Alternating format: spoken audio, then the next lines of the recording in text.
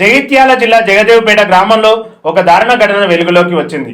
భార్యాభర్తల మధ్య గొడవల కారణంగా భార్య పద్మ తన పిల్లలతో కలిసి పుట్టింటికి వెళ్లారని, భార్యను తిరిగి పంపడం లేదని కోపంతో అల్లుడు మల్లారెడ్డి తన అత్త రాజవ్వను హతమార్చడానికి ప్లాన్ చేయడం జరిగింది.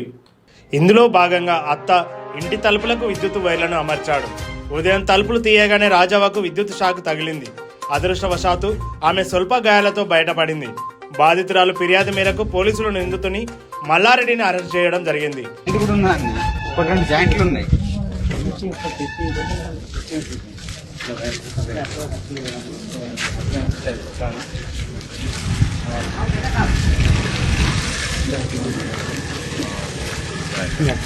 ఇదేవరన్నా ముట్టినా కదా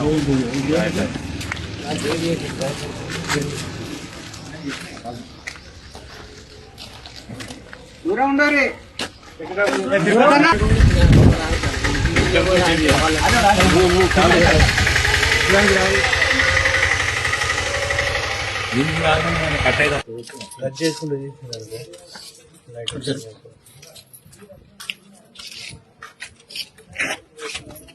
మొత్తం అంతా సప్లై